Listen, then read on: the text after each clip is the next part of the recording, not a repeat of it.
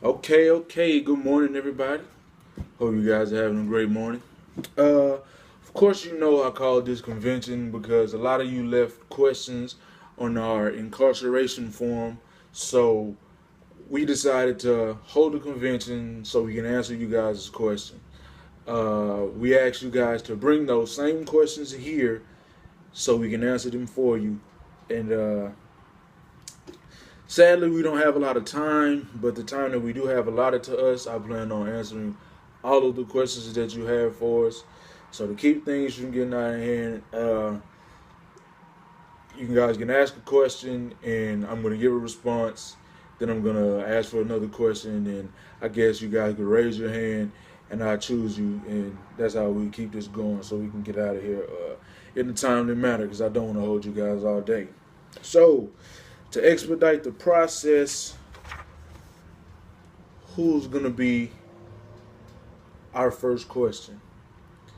Sir, you in the back? Yeah, you. Yes, I was wondering, can you give the percentage of people that are in prison and like what are they there for? Like, what's their reasoning? Okay, sir. Well, I can understand why you want to know that, but I'm gonna give you some statistics from the Sentencing Project. They're a reform group on incarceration, and that's where I got these statistics. Well, and according to the Sentencing Project, the United States is the world's leader in incarceration with 2.2 billion currently in jails or prison, which is probably not a surprising number to any of you, but it's actually a 500% increase over the past 30 years. So that's it's kind of drastic. Combining the number of people in prison and jail was one out of every 31 adults, which is 3.2%. That of the population is under some form of correctional control. Of those numbers, 1 million of the total 2.3 that are incarcerated are African American males. Among the nationwide Americans, 26% of juveniles are African American males. 44% of those young men are detained. 46% of those youth who are judiciously, I apologize, waived to criminal court, and 58% of them are admitted to someone's state prison. So that shows you that when it comes to African American males in America, we make up a lot of the population in prison, which is sad, but that's just the world we live in. Okay, next question, sir. You over there with the red hat? Yeah, you. Yes, sir. I would like to know what are the contributing factors to people who are in jail, especially for blacks and poor communities? Okay. Well, when it comes to blacks in poor communities, they have the communities economically isolated. So it's like the people who live there become products of their own environment. When they don't have enough money for family, medicine, they find ways to go out and get it, which majority of the time it happens to be drug trade or robbing or something of that nature. But sadly, when it comes to neighborhoods like that, it's like a cycle that never can be broken because the police will raid those neighborhoods constantly. They're always roaming, they're always patrolling. But the upscale neighborhoods, you would never see them there unless they're called or maybe they live there. So when people are held in low economic neighborhoods and they have to do things to get their own money to support their family. Now, I'm going to give you another set of statistics from the NAACP. Now, because of this mandatory minimum sentencing when it comes to the drug trade, the people in these communities don't last long. Since 2002, blacks constitute more than 80% of people under the federal crack cocaine laws and serve substantially more time in prison on the same drug offenses that a white male would. Also, with habitual offenses policies, the three strike policies, excuse me again. Uh, with those policies, you become a three-time felon, you go back to jail. Now, with blacks, that is more predominant with them than it is with white males. For some reason, they can't stay out of trouble. But because when they get out of jail after serving their first sentence for whatever it is that they went for, they go back to the same community, which the same thing is around them. So it's kind of hard to break the stride of what you already know, if you understand what I'm saying. Okay. Next question. Yes, you, ma'am. Yeah, you in the middle. Yes, sir. I would like to know what role does race and class play in the incarceration and who benefits from it the most? Well, race plays a big card in incarceration, and when it comes to the people who benefit from it, it's not really the minorities, because majority of the time the people who end up incarcerated, like I said for the male with the last question, they come from low income communities, so they become products of their own environment.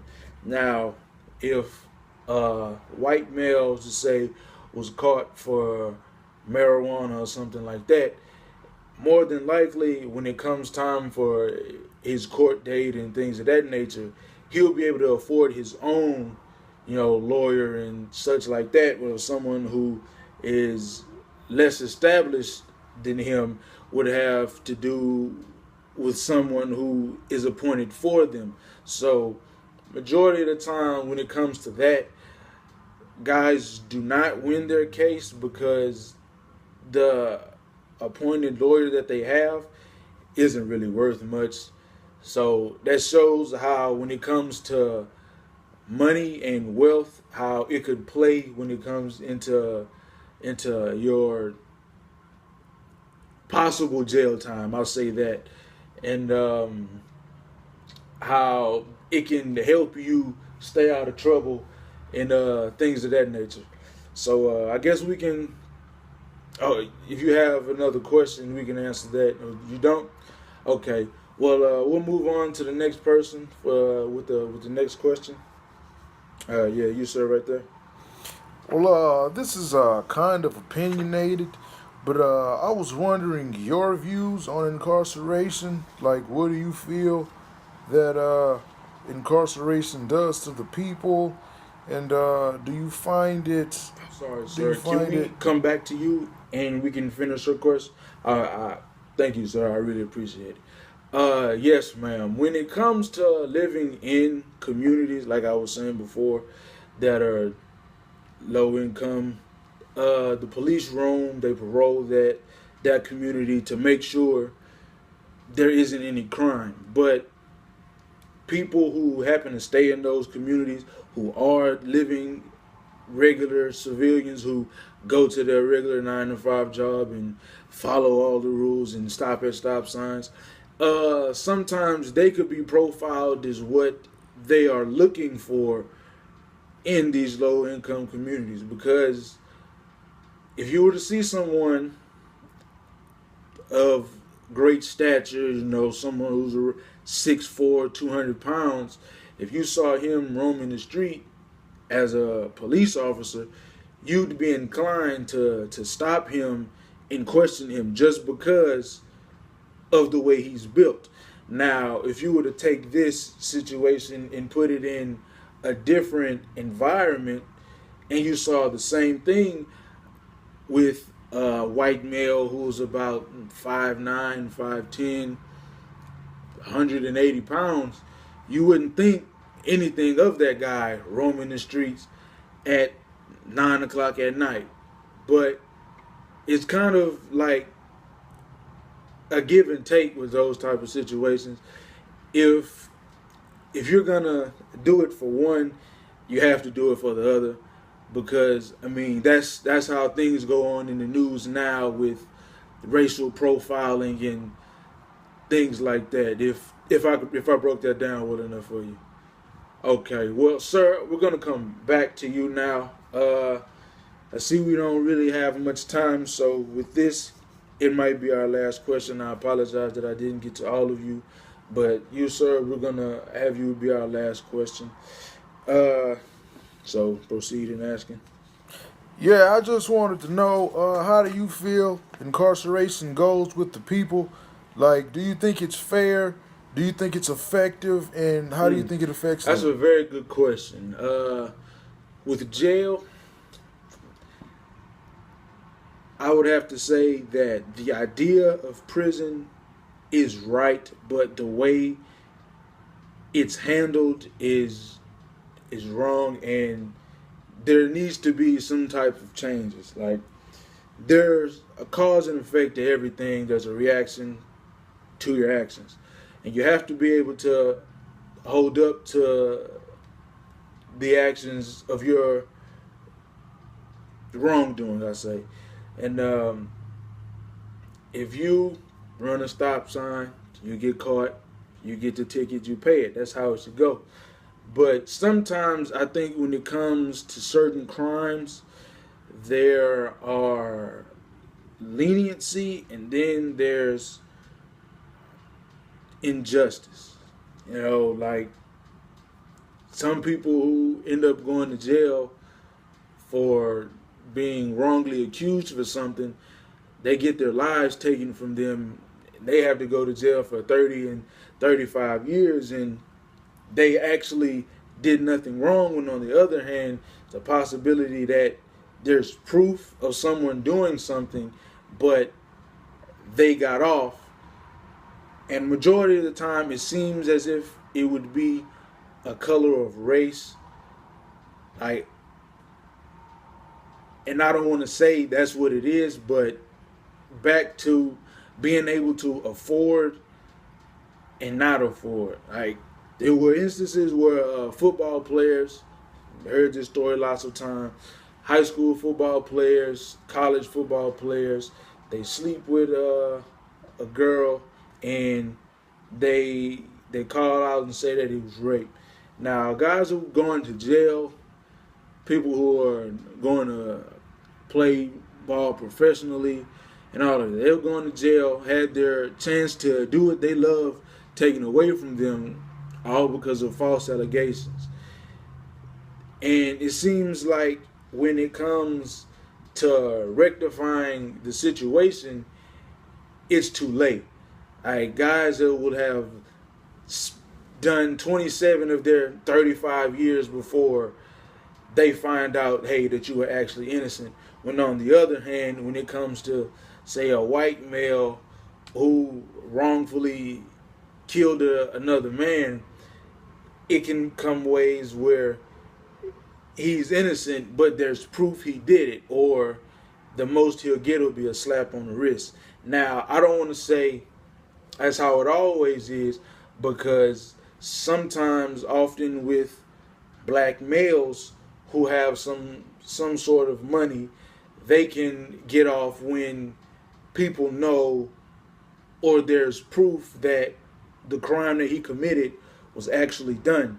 So it's all about the leniency with the court and the hardship of the actual sentencing for certain crimes, because I also find that to be very, very unusual for certain crimes, especially with different parties. You have certain minute crimes where people can have caused it something to happen, or they could have done something and got caught for the first time, and they end up going to jail for 10, 15 years because, that's the minimum. But for a different party in the same situation, that might not be the case. They might get told they have the same sentence, but might get released 2 or 3 years, while on the other hand, they have to serve almost their full sentence. And it's like, I see prison as a good route, but the way things go before prison is what I feel makes prison ineffective when it can be very effective. Also, I want to make the point that when it comes to being institutionalized, people can be in jail for so many years and then they finally get out.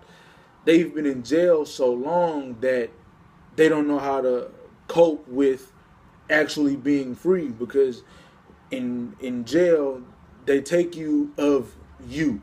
You don't become a person anymore. You're a number. So you still have that mindset when you get out in the world, and you don't know anything but what you already did before. And sometimes that could lead people into getting themselves back in prison and never progressing in life. So with that, I feel the prisons should have more opportunities for people to become able to progress as they finish their sentence and become free people into the world, instead of just having them do the same thing over and over for so many years to the point where they get out in the world, they don't have any skills. They don't know how to live again in the real free world. And well, people, that's all the time we have. I really appreciate you guys for coming. I hope I did a good job answering you guys' questions. And you guys be safe and have a great day.